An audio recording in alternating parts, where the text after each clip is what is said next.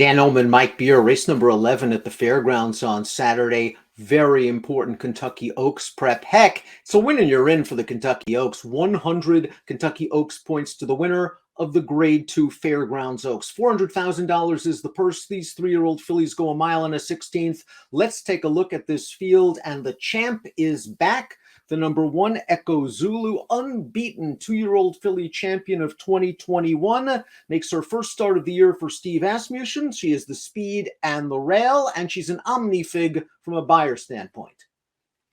Yeah, it's very exciting to have her back. Dan, I guess a little bit of a late start for her as a 3-year-old. I haven't heard that there was anything wrong, but this is where they're bringing her back. And if she returns to the races as a 3-year-old, anything like she was at 2, this field's in an awful lot of trouble.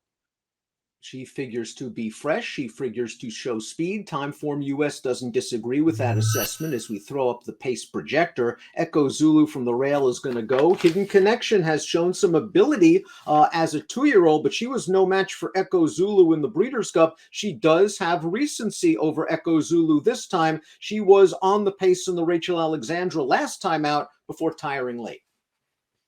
Yeah, and that was a pretty solid pace too.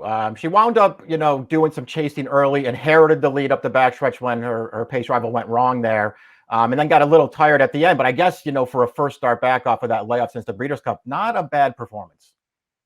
Here's Echo Zulu completing her unbeaten campaign in 2021 with the Breeders' Cup Juvenile Fillies. And Mike, you don't see too many Breeders' Cup races won in this fashion. Echo Zulu went right to the front, controlled the pace, and wins as much the best. Yeah, I mean, listen, she ran like this in all 4 of her starts last year, Dan, and just kept getting better throughout the year.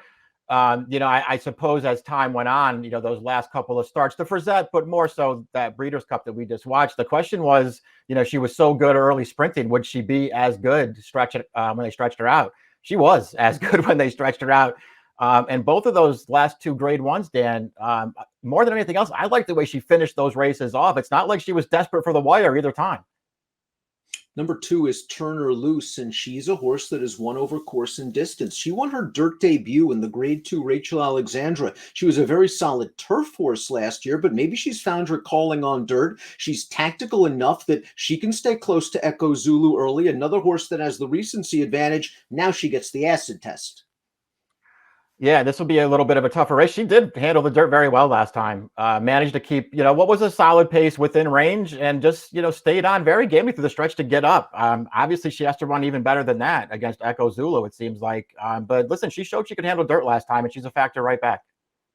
The number 3, Favor, a $500,000 daughter of Pioneer of the Nile, really improved in her last 2 starts when stretched out to a 1-turn mile at Gulfstream for Todd Pletcher. Let's watch this race on February the 6th. Not sure she was beating the strongest field, but you have to like how she did it. She takes command of things turning into the lane. She goes right about her business. She's still slow on the buyer scale, but she's so lightly raced, and you have to like the way she won this one.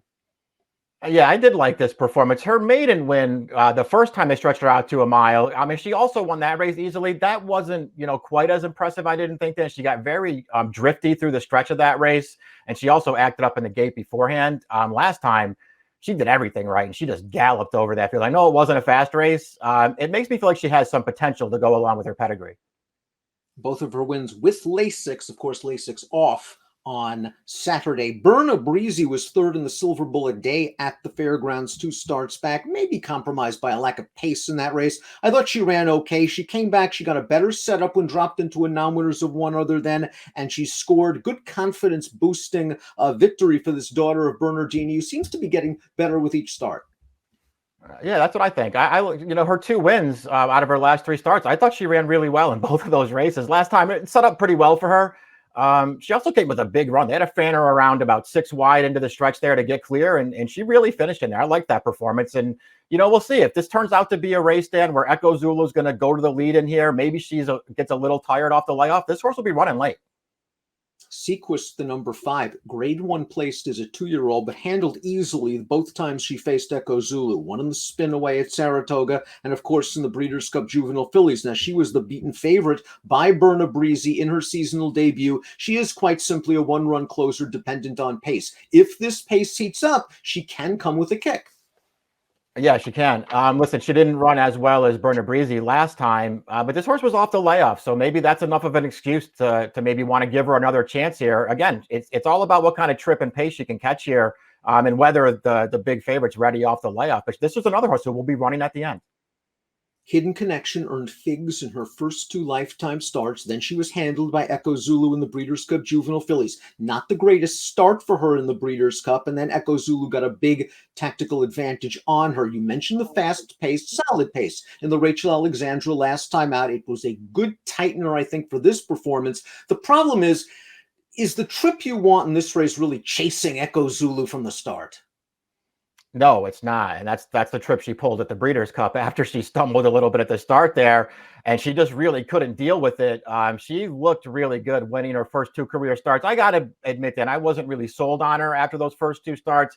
I'm certainly willing to give her a pass for that Breeders' Cup, though. And I really did think she ran fine last time. All things considered, the layoff and the relatively solid pace where she did some chasing early, I thought she ran okay last time. I have no problem with this horse. Let's take a look at our top selections for the Fairgrounds Oaks. The fastest and classiest horse might get the best trip on the lead. You know, sometimes these 2-year-old fillies, they're precocious. They come back at 3 and they find that their peers have caught up with them. I think Echo Zulu found a good spot for her 3-year-old debut. Yeah, I did too. I didn't really want to bet against her, Dan. Obviously she still has to prove that she's as good at 3 as she was at 2. If she's anything like that, though, I mean, listen, she's just going to beat this field. But maybe Mike makes the number with a horse like the 4, Berna Breezy, who should be a good price on the tote. 1463 for Mike, 1264 for me. It's the Fairground Oaks on Louisiana Derby Saturday at the Fairgrounds. Good luck.